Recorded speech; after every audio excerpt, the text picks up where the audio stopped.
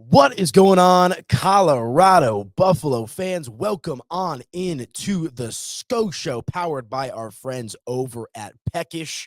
And boy, oh boy, do we have a great show for you. My man Danny Bailey filling in for the great Chase Howell, who is on assignment here at the moment. But plenty to talk about. We've got some college football playoff rankings. We got the Buffs back from the bye. And why don't we start with that real quickly, Danny Bailey? Because the Colorado Buffaloes had essentially the most productive bye week that I think any team could possibly have at this point in the season. And it's that makeshift second type of bye and whatnot. And obviously they get, to recover and get healthy and all that good stuff, but they get some help out as well with both Kansas State and Iowa State losing. A lot of movement, so a lot of things that need to happen in order for Colorado to, run the table and try to make the college football playoff, but that's a good first step. Yeah, definitely a best case scenario when you don't have to play and you can move up and get elevated in the rankings. They were elevated in those AP rankings, and then we saw them last night get placed at 20th in the CFP. But incredible bye week for them. Travis Hunter on the campaign trail for his Heisman campaign. He's out there doing all the morning shows. He's also living it up as a kid, enjoying his bye week, as we heard in some stories from Coach Prime in his press conference. So it's good to see them making the most of the bye week, guys out traveling, guys also hard at work. We saw clips from practice where Coach Prime was telling them how good they looked, telling them it looks like a playoff team. I don't love that, but also he's giving them props for practicing the way that they should, practicing as a team that is going to be competing later on in the season, and I'm looking forward to watching them. Well, and we've talked about this, both Chase and myself, and you and I on the show, behind the scenes with the show and all that good stuff. This year's version of the Colorado Buffaloes feels a lot more professional than last year's team. And I think when Coach Prime is kind of gassing them up and kind of giving them their kudos, for lack of a better phrase, that is because he understands that they're mature enough to understand what he's trying to do. Sure. He doesn't believe that type of positivity and all that talk is going to go to these players' head. Rather, it's going to reset those expectations and make sure that these guys are locked in and ready to go for this home stretch of the football season. So I think that's really exciting. But let's go over it real quick. I mean, we were talking about, I think it was a couple of weeks ago with Chase, that they were going to need some help if they want to be able to go on a run here for the CFP or the Big 12 championship game. They get that, as Iowa State, who is undefeated until this point, loses to Texas Tech 23-22, who's the Buffalo's opponent this week. We'll break down that game throughout the course of the show as well. But then also getting some help from Houston, who takes down the Kansas State Wildcats 24-19. So essentially, look, we know that BYU, bar none, the best team in the Big 12. They're likely going to go undefeated, especially with the schedule that they have remaining. But Iowa State was the one team where you're like, they got to get a loss or two. They got to get a loss or two, right? And Iowa State and Kansas State will end up playing each other in the final game of the final week of the college football regular season, rather. And, we'll see what happens there. But the Iowa State loss and the Kansas State loss, that's all coming up bases for Colorado. Yeah, and it kind of speaks to the benefit of conference realignment, because we see here the parity in the Big 12 that this conference isn't shaken out at all how people expected it to before the season started.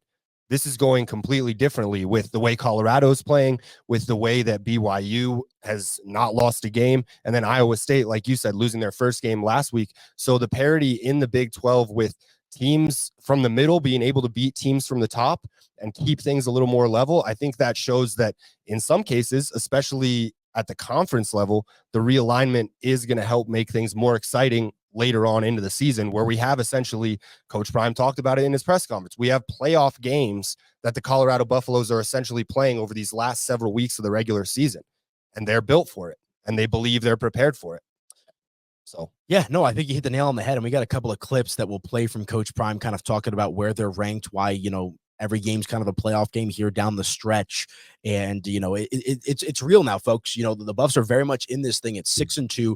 It's a new age of college football. No more Texas, no more Oklahoma in the Big 12. So who's going to be that top dog? And Colorado certainly vying for that position. But real quick, guys, let me tell you about our friends over at Peckish. I think I'm actually heading over there for lunch after we finish up recording the Sko Show here this afternoon. But guys, fantastic pizza and wings. 2 locations in the Denver metro area. Their brand new location located in the Denver Tech Center at 4920 South Newport, right off of I-25 and Bellevue. Be sure to check them out. The pizza's phenomenal. The wings are phenomenal. And if you're going to any of the final games for CU or starting to go to basketball games as college basketball season has started, make sure to check out our friends over at Peckish at their location up on the hill right across the street from the campus in Boulder. You guys will not be disappointed. Danny and I were there a couple of weeks ago, man.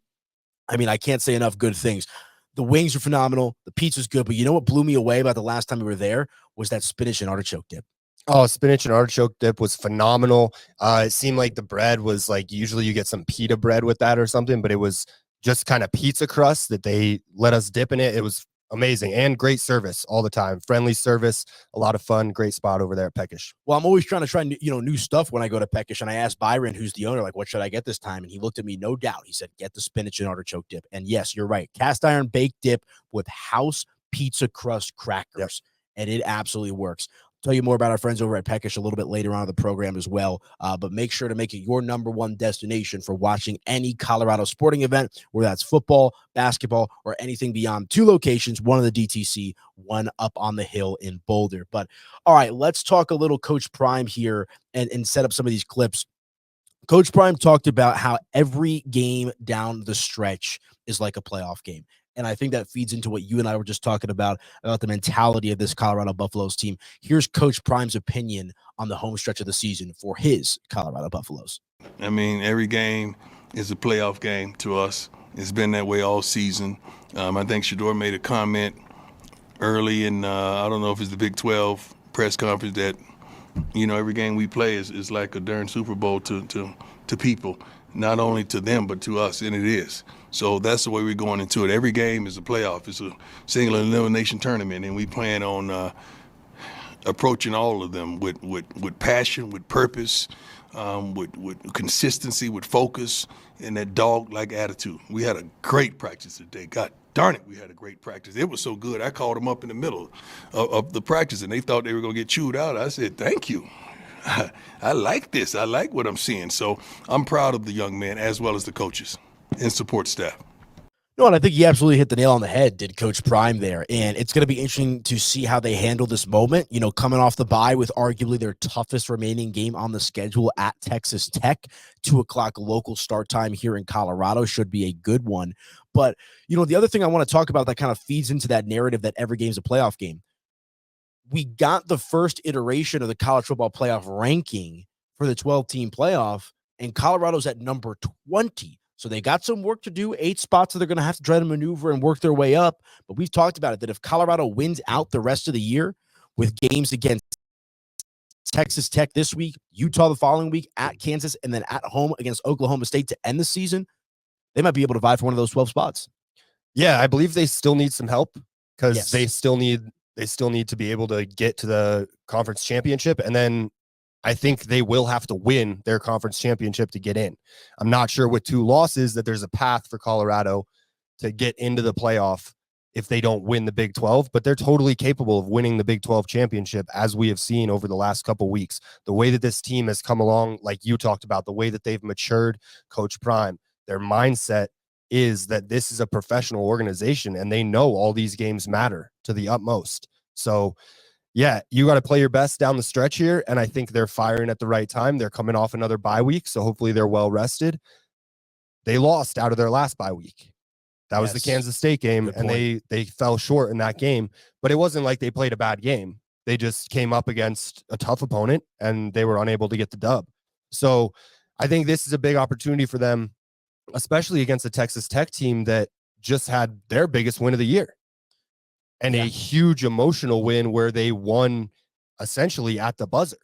So their playoff games for the Buffs, their playoff games for a lot of other teams too.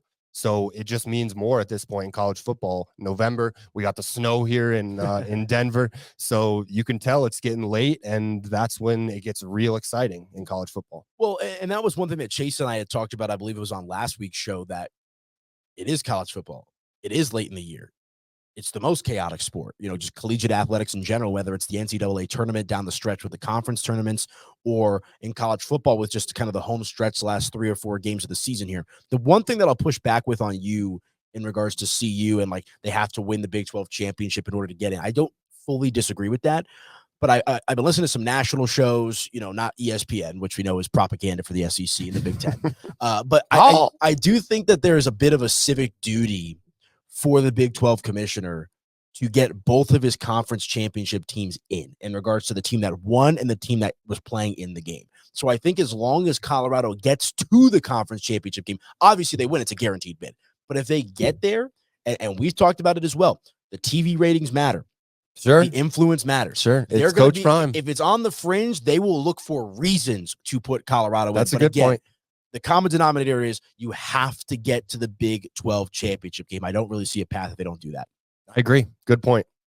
Yeah, so we'll have to see how it all kind of plays out. But no, it's going to be exciting, man. It's going to be exciting. And we talked about how Colorado's, ranked in the AP top 25. They're also ranked number 20 now in the initial rankings of the college football playoff. Here's what Coach Prime had to say about what being ranked can do and how it can mess with your head. We don't care about no rankings. What rankings is like a tease, man. Rankings are like rankings can fool you. It can get you in a situation where you start thinking that you are that. And we don't buy into that. We know who we are. What's this, week 11 or 12, football-wise? I know 11. Week 11 in college football. If you don't know who you are by now, something's wrong. If you don't know who the players are by now, something's wrong. So we can't be fooled for that foolishness. That's why I said don't rank us. We better without it. We cool, because I don't want these young men and these coaches and the staff members thinking that you arrived just because you got a number by your team's name. I don't like that whatsoever. I'd rather be unranked and just go in there anonymously and just do what we do. And I go back to the same point that, we've kind of been talking about, which is that of, yes, it can go into your head, but we've heard incredible things about the coaching staff. We've heard incredible things about the leaders on this team. We've seen the offensive line come together. We've seen the running game come together. We've seen the secondary play better. At the end of the day, if this Colorado team is locked in and focused, which I think they will be, and I think you bring up a great point, Danny, about their loss being off their last bye to Kansas State. Where is the focus at?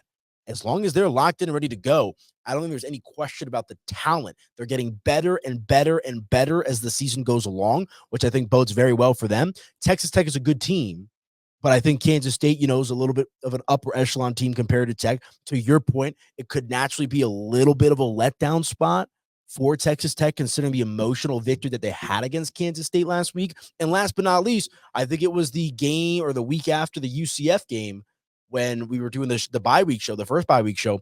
Coach Prime had a quote about how they love being the underdog, not necessarily on the betting lines, but going on the road, being chirped at, being hated on, and proving everybody wrong. They're on the road this week against Tech.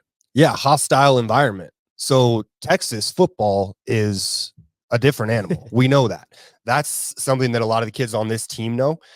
We've had a Texas pipeline to CU for a long time. Now maybe more of a Florida pipeline opening up. But these kids love going into somebody else's house and making a mess. What did Kirk Cousins, what's Kirk Cousins been saying? Walk in your trap, take over your trap. So that's maybe what they're going to do here. That's maybe what they're going to do here on the road. They're going to go down to Lubbock. They're going to get yelled at. They're going to get taunted. And I think they're going to thrive in that environment. I like to look at common opponents as we do these game previews.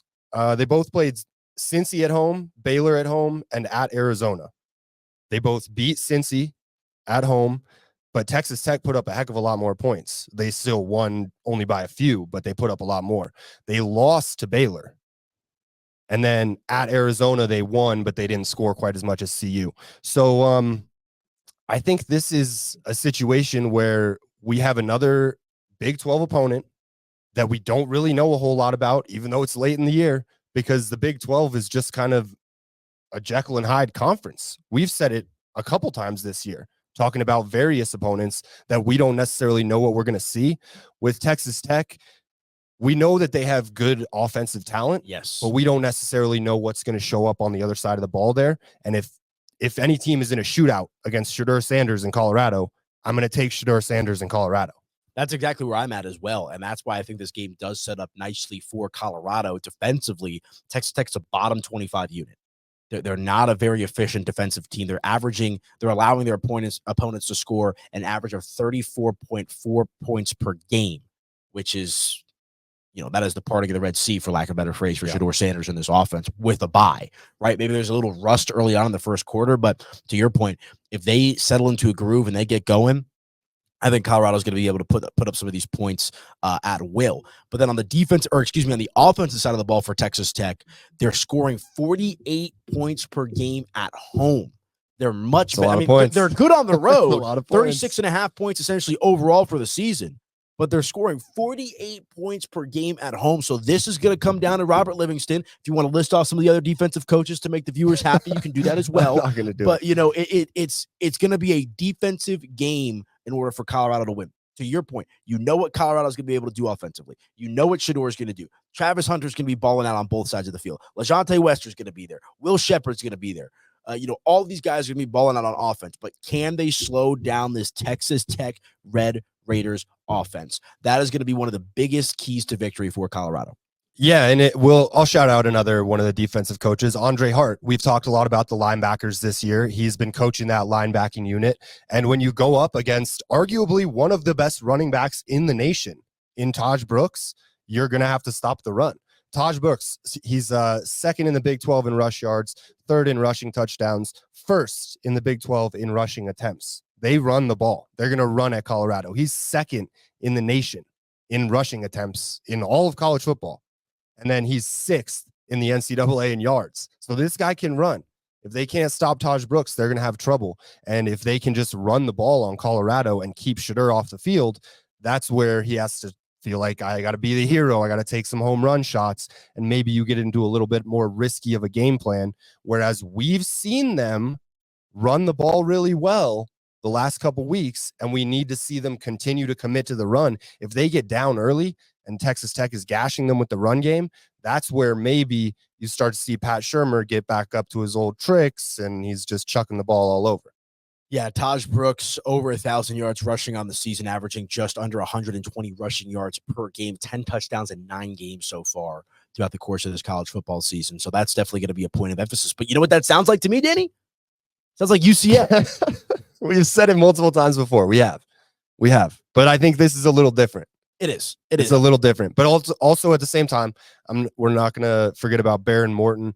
Him and Shedeur are at the top of the Big 12 in basically everything. They're number 2 and number 4 in passing yards. They're number 1 and number 5 in completion percentage, number 1 and number 3 in touchdowns. And that's Shedeur at number 1, and number 2. He's having a great year, and I think it's kind of unfortunate it's being overshadowed by Travis Hunter. But as Deion also referred to a couple weeks ago, he's probably not getting as much attention for things like the Heisman because he's Deion's son. Right, and he's one of the best players in the Big 12, easily. Oh, he's probably the best quarterback in college football. And hand up, I didn't think he was going to be the best quarterback in college football this year, and he is. Ooh, who'd you think was before the year? Carson Beck. I was a big believer in Quinn Ewers. I thought he was going to go off. Me too. And he did to start the year. He's still a good quarterback. Yeah, he's still a good player. But I was a little concerned about Shedeur and how much pressure he took and how many hits he took last year. And he's grown and he's matured and he's taken his game up a notch. And this whole CU team has followed suit. And they're taking their game to a level where they might mess around and be a college football playoff team. I'm dreaming about it. I'm literally dreaming about it because, could you imagine? And I just think it makes so much sense. It makes so much sense that if they can do their part, and that's the thing, I'm not going to just give them a college football playoff berth, right? Oh, they got to earn it. Out, right? Yeah. They got to earn it. But if they get to a Big 12 championship game, they need some juice in that first round. And I don't care who they get matched up against, even if they get waxed. The fact that Deion Sanders in year 2, after winning 4 games, as the haters like to point to from last year, the fact that he could make them a legitimate top 15, top 12 program in the country. Wow.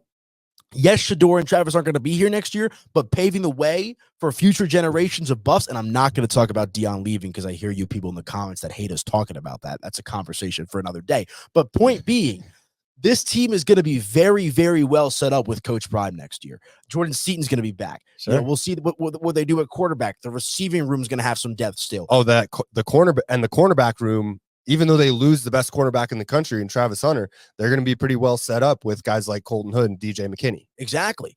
And that's the thing for me is Colorado, if they can get to that college football playoff, man, again, even if they get bounced early or in bad fashion, whatever it might be, I don't think anybody saw that coming. What were the odds on Colorado to make the college football playoff before the year? I wish I knew them, but they can't have been high. No. They can't have been high. This is the one, wagering dynamic that I still don't understand, and I'm so upset that we can't bet this year in Colorado, is how Travis Hunter was like 50-1 for Heisman. I mean, that's like generational wealth odds. Yeah. Yeah, I don't understand a lot of the betting rules and why we can't bet on certain things here that people bet on everywhere else, but that's all right. Yeah, I don't get it either, but how cool is it to see him on game day? Oh, it was wonderful. He's a great guy. Yes. If you don't like Travis Hunter, there's got to be something wrong with you, because he's just an incredible human being. He's one of the best college football players of all time. I think we can say that, and that's not even up for debate anymore. You can debate other things, but he is one of the best college football players of all time. I'm just glad that he wears the black and gold. I'll tell you what. He's the best player in college football this decade for sure. In the last, 4 or 5 years, without a doubt. I mean, I'm literally at a loss for words when it comes to describing Travis Hunter. And like, I'm not just trying to go over the top with it, but like what he does and the way that he carries himself. Yeah. Right? Like, he's a role model. He's having fun. Like, it's just, it's everything you want in an athlete. And whichever team ends up drafting him, hopefully it's a decent franchise. Carolina, don't draft him. They're going to be all right. Because he is exactly what you need at the next level. I'd like to see him put on a little bit more weight when he gets to the next level. I think he's a little thin, when it comes to the NFL and the hits that you're going to have to absorb there. Look at Devonta Smith. That guy's getting hurt left and right. So I think he's got to bulk up a little bit. But in regards to raw talent and intangibles, I don't think we've ever seen a Travis Hunter before. Chase made the comparison of like, it's Shohei Ohtani of football. Where he plays both ways, and he's so good at both that he just can't be stopped. Yeah. He leaves me speechless a lot of the time when I'm watching the game, and I'm struggling to come up with more words to describe how good he is right now, because the things that he can do catching the ball, the things that he can do defending a receiver where other guys would just lose a guy in the sauce, and he sticks to him like white on rice. It's impressive. It's incredible. And like I said, I'm glad he's a buff, and I look forward to watching him wherever he ends up in the league. Yeah, I agree. And I know our friends over at Peckish are going to be hyped to see Travis Hunter go to the league as well. And let me tell you about them here one more time as well. Peckish, incredible chicken wings, incredible pizza. Coach Prime approved, Travis Hunter approved, Shedeur Sanders approved. I'm sure that a majority of the Buffalo's team has eaten or consumed Peckish's food. It is absolutely top tier. 2 locations, one in the Denver Tech Center and one up in Boulder on the Hill. If you're going to the location in the Denver Tech Center, they've got an incredible deal during the week, Monday through Friday, $10 one-topping personal pizzas from our friends over at Peckish. They've got all the fixings, man. We talked to you about the artichoke dip. What do you want for your pizza? They've got barbecue chicken. They've got the under the Tuscan sun-dried tomato, which is pesto sauce, sausage, and sun-dried tomato with basil. They got. We had that one, right? That was no. We had the. Didn't we have under the Tuscan sun? Oh yeah, no, you're right. Yeah, when we went, just the 2 of us, we had the meatball one with Chase, but man, that sun-dried tomato was something else. It's elite. Like, I get so excited to record these shows every week. One, because I like doing them, but then I get to go, stuff my face with some Peckish food after the fact. If you want some veggies on your pizza, the Garden Party, our veggie pizza featuring marinated artichokes and sun-dried tomatoes, the 4 little pigs, pepperoni, sausage, bacon, salami. What are you waiting for, guys? Be sure to check out our friends over at Peckish. Again, 2 locations, one up on the Hill in Boulder, so make it your pre- or post-game destination if you're going up to support the Buffs or tour the campus, whatever it might be. And for all the Buff fans in the Denver metro area, located off of I-25 in Bellevue, check them out at 4920 South Newport. Cannot do this show without our friends over at Peckish. Really appreciate them, and you will not be disappointed. Top-tier food, top-tier service with our friends over at Peckish. But, all right, we've kind of broken down the game a little bit, right? We've got some basic analyzation with this game between Colorado and Texas Tech. Buffs are a 3.5-point road favorite. What do you make of that? I think it's a well-set line. Good job, Vegas. You guys always do a good job. I think the Buffs probably win by 5, maybe 6. I think it's going to be one of those shootouts. And the defense is maybe going to step up enough in the second half to give Shedeur and Travis a chance to go make a game-winning play at the end, or maybe have a lead and the defense stops them. But I think, yeah, probably 5-6 points, the Buffs win. Yeah, Colorado's been absolutely dynamite as an underdog. They're not going to be a dog the rest of the year. The books have kind of figured that out. And it's just 2-touchdown dog against UCF. 2-touchdown dog against UCF. Underdog against Arizona. Yeah. A generational wealth.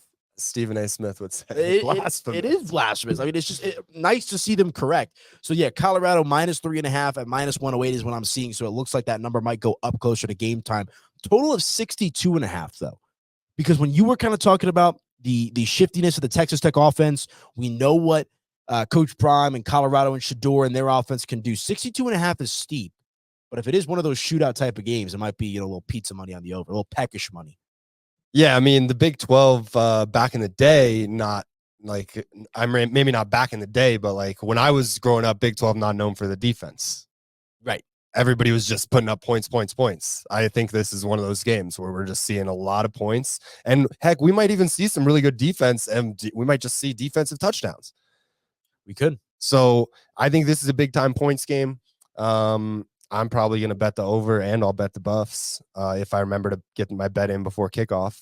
So. Well, and the other thing that I would say if anyone's trying to get down on this game is being that it could be a shootout game, you could get down early. And like, let's say they go down 3, let's say they go down 7, being that they're only a 3.5 point favorite, -164 on the money line, you'll see that number come down. Yep. So if you're a believer in CU, like I live bet the Nuggets the other night against the Toronto Raptors, right? Denver was an 11-point favorite. I ended up getting them right around +200 on the live money line. So definitely something to kind of keep an eye on here between CU and Texas Tech. Colorado, the 21st ranked team in the country, number 20 in the initial college football playoff rankings. Travis Hunter's going to win the Heisman Trophy. This is the home stretch. Thanksgiving's around the corner, believe it or not. It's getting cold outside. It's snowing here in Colorado, and that means the intensity on the football field is heating up for Coach Prime of the Colorado Buffaloes. But before we get out of here, any closing thoughts, anything you want to get off your chest in regards to Los Buffaloes before we get out of here? No, I got it all out already. I'm excited for the game. Come see us over at number 38. Yes. If you're looking for a place to hang out, we'll be there doing some stuff. But I'm looking forward to the Buffs game, and I'm looking forward to seeing if they can really hold themselves to that high standard and still be in the conversation when the final playoff rankings are released. Yeah, it's going to be exciting. Not that they fully control their own destiny, but they need to control what they can control. And if they win out, it is chaotic. It is college football. They might have a chance to do this thing. And the last thing that I'll say is no late start. I think that bodes well for everybody. But I actually think this plays in favor for Colorado because Prime was talking about how their internal clocks have been a little bit off for those late starts. So talking about a shootout, talking about covering a spread, talking about winning a game on the road, I think that also bodes well for CU as playing a daytime college football game after playing at like till 1 o'clock in the morning. It felt like for like the last handful of weeks. So gonna be a good one. But that is gonna do it for us here on the Sko Show, guys. Aniello, Piro, Danny Bailey. You can follow him on social at DBailey5280. I'm at Media by AP. Make sure to subscribe and like this video. Subscribe to the Mile High Sports YouTube channel so that way you never miss an episode of any of the fantastic content that we've got. We got Pickaxe and Roll with Ryan Blackburn. We've got Mile High Sports Today with Sean Drotar and Nate Lundy, which Mr. Danny Bailey is the producer behind the glass. Lots of great content, including the Sko Show on that Mile High Sports YouTube channel. You can also follow us on social media at Mile High Sports. Yeah, show that off. Look at that long sleeve drip from Mr. Danny Bailey. So good show. Going to be an exciting game this week against Texas Tech. Thank you guys so much for tuning in. For Danny Bailey, I'm Aniello Piro. Be sure to check out our friends over at Peckish and Sko Buffs, baby. Go Buffs.